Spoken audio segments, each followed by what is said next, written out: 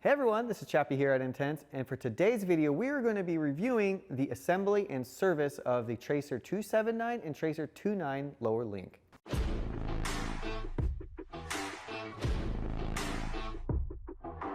Alright, so let's start by removing the rear wheel. Chain down the lowest gear of the cassette. Remove the rear axle.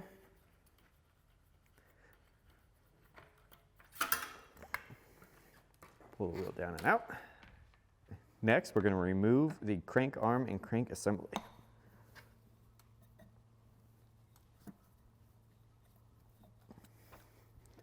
This is self-extracting on both of the models.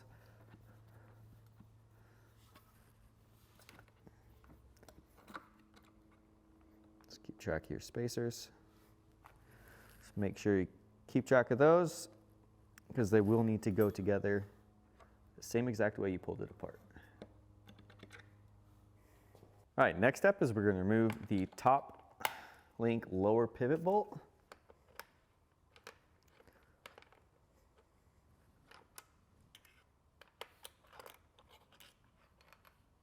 We're going to pull the D-lock spacer out and the adapters.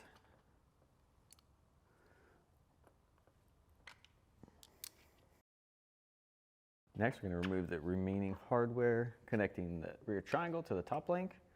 Pull these guys out, and then we're going to roll the top link forward.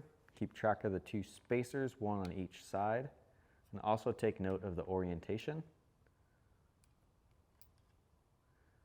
It is flat on one side with a step and tapered on the other side. Tapered side goes out. With the top link out of the way, we're going to pull some slack, pulling the cable through the down tube. And that's going to allow our rear triangle to drop down and out of the way slightly. And this will expose our lower shock bolt. So next step is we're going to remove our shock. To remove the rear shock, we're going to take our 5mm Allen, loosen and remove the two trunnion bolts. One on the drive side, one on non-drive.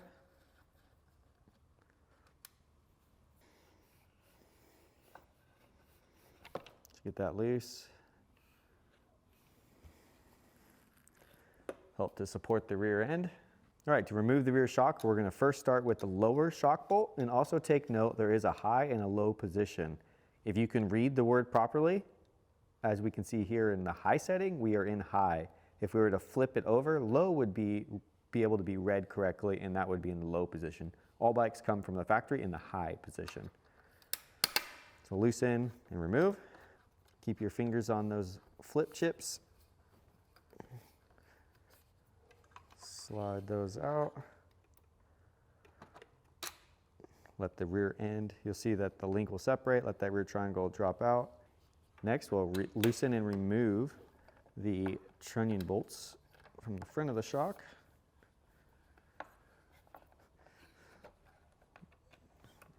Trunnion bolt. As we remove the shock, you'll notice that there is also a trunnion bolt spacer that is located between the shock and the frame bearing. So we just want to keep track of that as we remove. So the way to remove the shock, once everything's loose, pull it up and through the front triangle.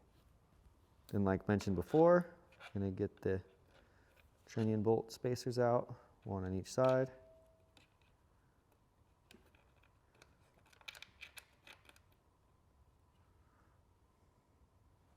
Next, we're going to remove the lower link pivot bolt. I'm going to start this by removing the 5mm silver Allen and the tapered cone.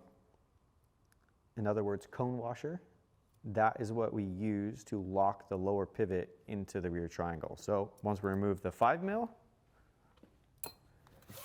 we're going to come back with our 8mm, and that's going to engage the pivot axle itself. Loosen and remove that. Now there is a spacer on each side of the lower link bearing where it interfaces to the rear triangle. So as we remove this pivot bolt, we want to make sure that we get a hold of both of those before they go flying across the garage.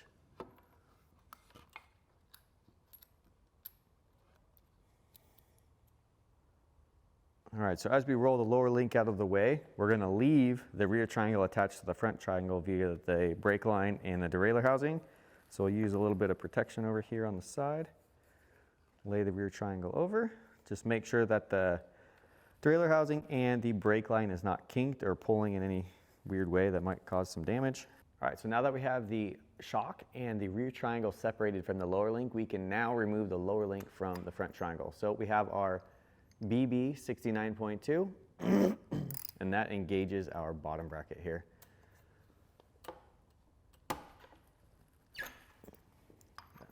Loosen.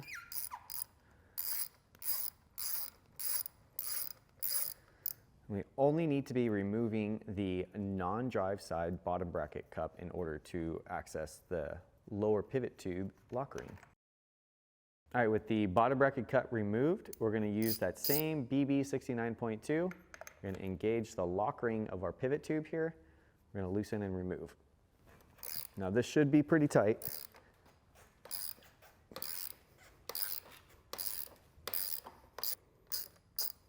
All right. So now as we remove the lock ring, we'll also notice a stainless steel washer in there, and that is very important for the next steps as well. With the lock ring and the stainless washer removed, we can now slide the pivot tube out, and that's going to allow us to remove the lower link. So it should slide out relatively easily out of the drive side. Have our pivot tube. Now you can pull our lower link out. Again, we want to take care and maintain control of those spacers. There will be one on each side of the link. And we'll take this over to the bench. All right, so now that we have the components disassembled that we're going to be working on today, and everything's on the bench, we're going to take a few minutes here to basically inspect all the hardware. So we're going to wipe everything off. We're going to check to make sure there's no anodization worn off. If it is worn off or the part looks worn or broken or cracked, that's a good time to essentially replace it and get it all freshened up. So there are parts kits available for both of the bikes. They share all the same lower link components, top link components. Those are available through the website. But one by one. Same thing with our pivot tube. Wipe everything off, make sure there's no damage to the threads, as well as the pivot tube, and then the lower link. So at the lower link, there are 4 bearings here. So we've got 2 bearings for the front pivot tube, and then there's also a crush washer in there as well. And then the rear has 2 angular contact bearings, one on each side with a crush tube in it as well. The rear lower link pivots utilize a Zerk fitting, a mini Zerk fitting, and that's going to use a small tip like this. There are adapters that we have as well that will convert a standard grease gun into a mini tipped grease gun. So and you'll just charge it like that. So the lower link assembly is available on the website as well. You can replace just the bearings, however, for roughly about the same cost and a lot less hassle, you can buy the lower link assembly completed and ready to install. So now we'll just continue on to wipe everything down, inspect, make sure there's no damage. And once that's done, we'll work on reassembly.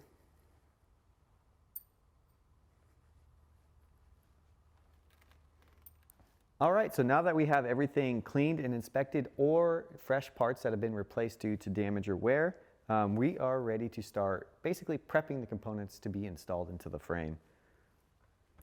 You can use either Maxima waterproof grease. This stuff is excellent. We use this all the time for assembly. Or you can use Pedro's. I use this because I love this mini grease tip, and that's what we'll be using today.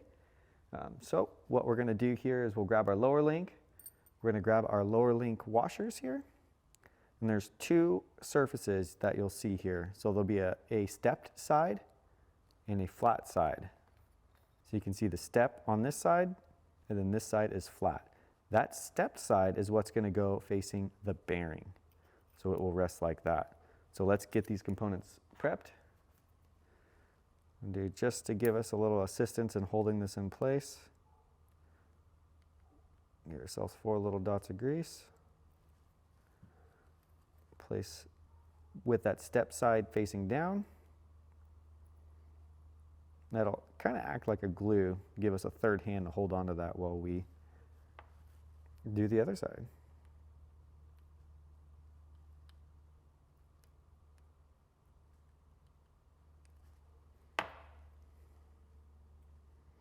So that's step side down, flat side out like displayed. The next we'll do the same thing for the lower pivot, and this spacer has a tapered side and a step side. Just like the front one, that step side is going to go down towards the bearing and the tapered side out. So we'll do 4 little spots of grease.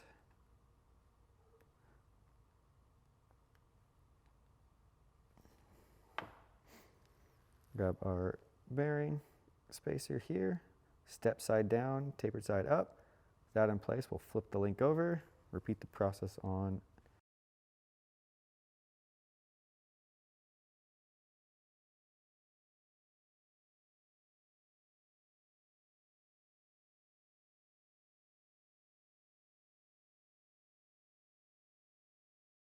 All right, so now our lower link is prepped and ready to go back in the bike, but let's take a quick second to show how the zerk fitting and greasing system works. So in order to demonstrate this or to bench grease, which is what I prefer to do, it makes a lot less of a mess, is we'll install that pivot axle into that lower link pivot bearing and spacer assembly, like so. And then once that's in there, that's going to help to ensure when we just push the grease into the zerk fitting, it's going to push that grease into the bearings and it's going to purge all that dirt and debris out of your old bearings.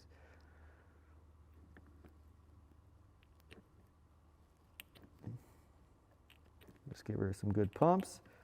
And then once you see grease starting to flow out of the bearings, you know we are good to go. And it does take a fair amount of grease. So just be warned about that. Now that that's greased up and ready to go, everything's nice and clean, let's go head back for reinstallation. All right, now that we have our lower link prepped and ready to go into the bike, let's get the remaining of the components that need prepped. So we're gonna grab our pivot tube here. Same thing, we're gonna put a little grease on her. Doesn't need much, just a real thin coating. This will help with oxidation, wear, and also to keep water from getting in and settling. Make sure all those surfaces are coated. We want to keep those threads as clean and free of grease as possible because we'll be utilizing Loctite 242 blue to reassemble. The next step is we're going to also grease our stainless steel spacer. This is going to aid in a couple things. One, it'll help to hold it in place while we go for installation. And two, it helps to give a little bit of material to isolate between the stainless, the aluminum, and the carbon. Make sure it's got a nice coating. Nothing crazy. Too much grease will end up making a mess. So we do a nice light but thorough coat. Next item on the list is the D-lock bolt for the shock. Put a little bit of grease on here, same thing. Nothing crazy, just enough to thinly coat the shank and also the base of the D-lock head. Help keep things tight and also keep grit from getting in there. And then also our D-lock bolts here.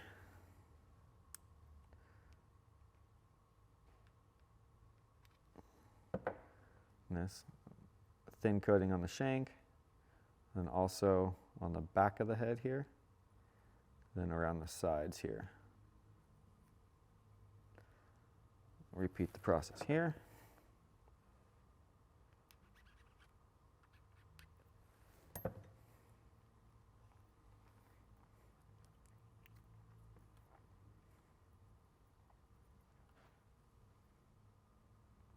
All right, so now that we have our lower link and all of our components inspected, cleaned, and prepped for installation, let's get the front triangle prepped.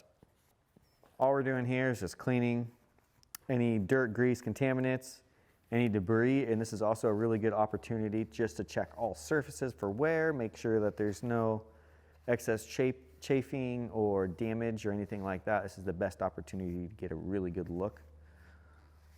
So once we've got all that inspected, and that's looking great, we're going to move to prep that top link and we can finish on with assembly. All right, to prep the top link, all we're going to be doing here is same process as before. We're going to do 4 little dabs of grease, and we're going to apply that as you can see, step side towards the bearing, tapered side out like we mentioned during disassembly. And we'll repeat that process for the non-drive side as well.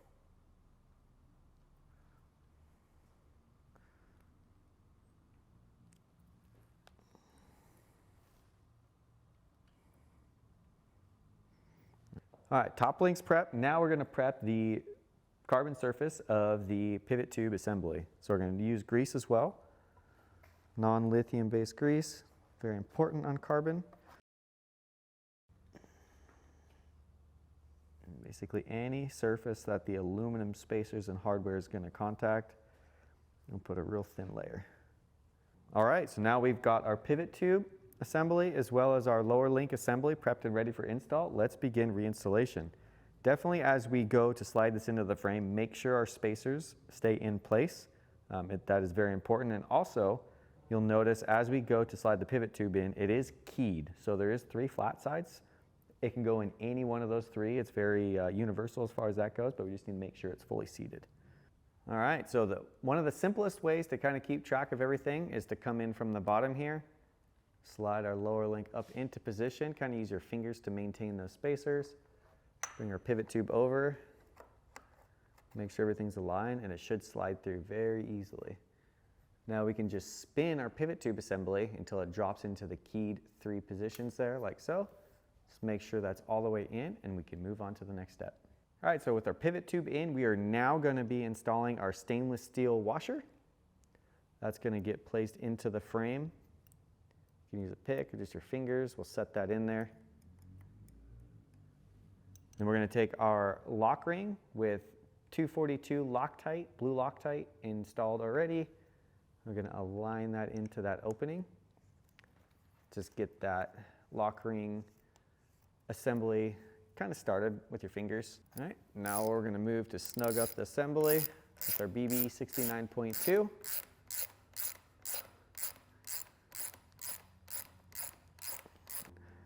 With our torque wrench set to 24 Newton meters, we're going to snug up and torque our pivot tube assembly. All right, so now that we have our lower link assembly assembled and torqued, we want to make sure that everything has been seated properly. So first we want to make sure that everything's snug, and then also we want to make sure that that pivot tube is sitting out and proud of the lock ring here, meaning the pivot tube should stick out farther than the flat surface of the lock ring. Next, we're going to install the bottom bracket bearing, bottom bracket cup. Since we're here already with the appropriate tool, go ahead and get that threaded by hand.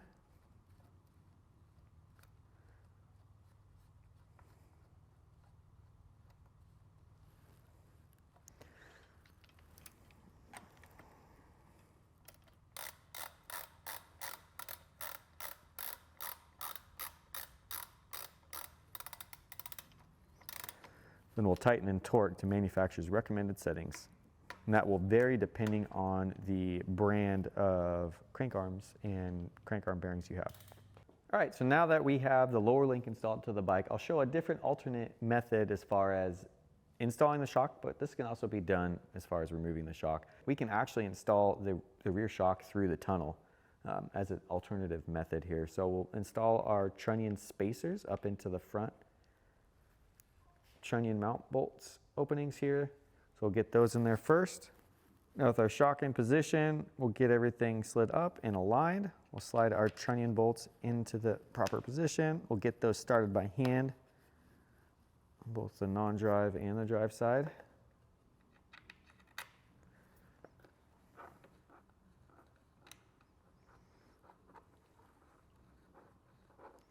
At this point, we'll just go ahead and get these snugged up, not torqued, and then we will move to mounting the rear.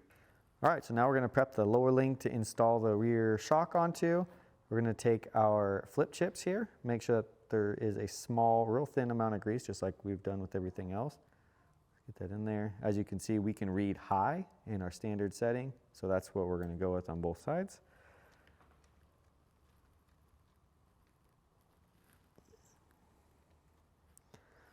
That little bit of grease also helps to hold those into position as well.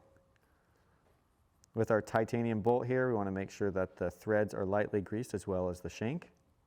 This will ensure that there's no issues with seizing or anything, galling or anything like that. All right, so from this point, we're gonna pull our shock up, align our lower link to our shock hardware, slide that bolt through, and we're just gonna snug this bolt up. So again, like the front, we're just gonna snug it up, go quarter turn off. That way everything's still loose because there is a specific torque sequence that will follow upon final assembly. All right, so now that we have the rear shock mounted to the lower link, we're gonna be reinstalling the rear triangle to our lower link here. So we're gonna grab a hold of our spacers here, make sure that they stay in place as we slide the rear triangle over. Take our lower pivot bolt, get everything lined up, and then very carefully thread the lower pivot bolt into the rear triangle.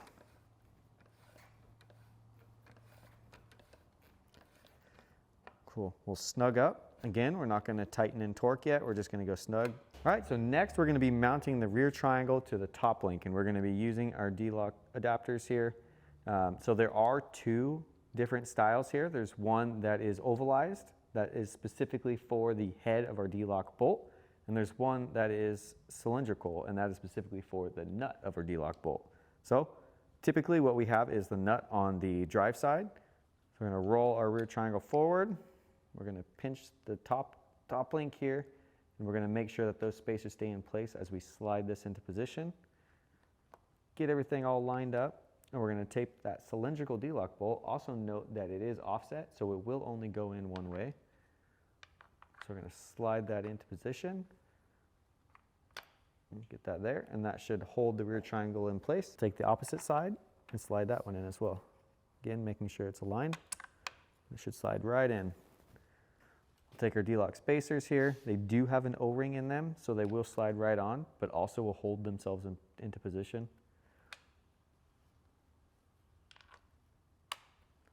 All right, so now we're gonna grab our little dog bone spacer here. It is a pretty snug fit, so make sure everything's aligned. We'll slide that up in. Should hold itself in place, but definitely keep tabs on it. Make sure our dog bone spacer is in position. We're gonna take our D-lock bolt, which you notice that the head is offset, meaning it's keyed and will only go in one way as well. So we'll align that to the hole, slide that in. You can see that's not gonna line up there. Rotate that to where it does. Slides right in. And we're gonna apply some inward pressure from the opposite side to make sure that D-lock bolt stays into position. And then we're gonna just turn the D-lock nut. At this point, we're gonna tighten, back off quarter turn. All right, so now that we have the bolt installed, we're gonna go ahead and torque. And a special note here is that it is important to torque this shock bolt in particular at this point or before you attach the top link here, because it is hidden behind the vertical strut of the rear triangle. So we're at the right opportunity here, right time to do this. So we're gonna go ahead and torque this to 16 Newton meters. And you'll notice on most all of our aluminum components, there will be a torque value listed directly on the bolt or very, very close to the bolt itself. All right, so next step is we're gonna slide our cables back up through the frame.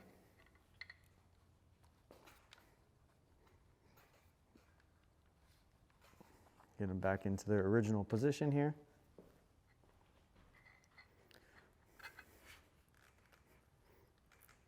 Next, we're going to be reinstalling our crankset, taking special care to make sure all the spacers are in their original positions.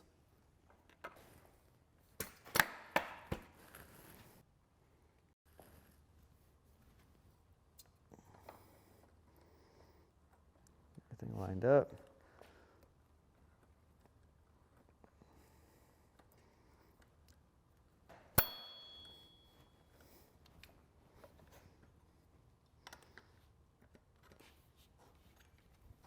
You get those threads started, we want to definitely take care in making sure those threads are started correctly.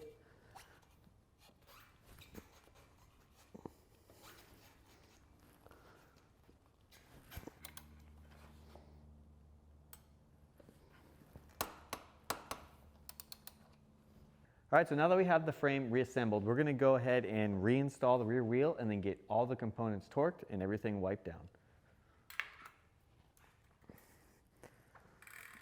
We'll secure the cassette.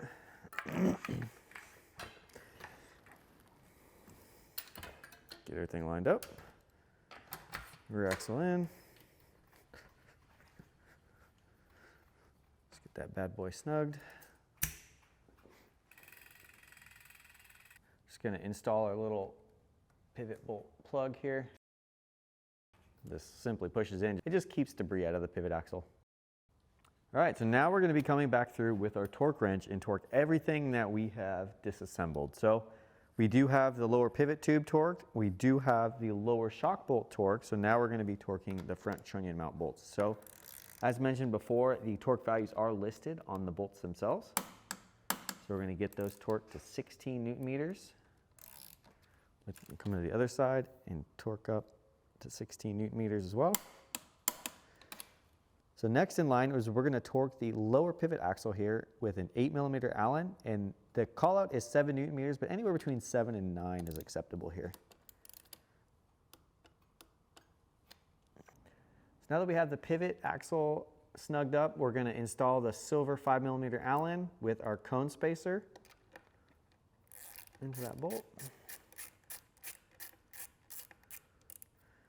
Then we're going to tighten and torque to 11 Newton meters.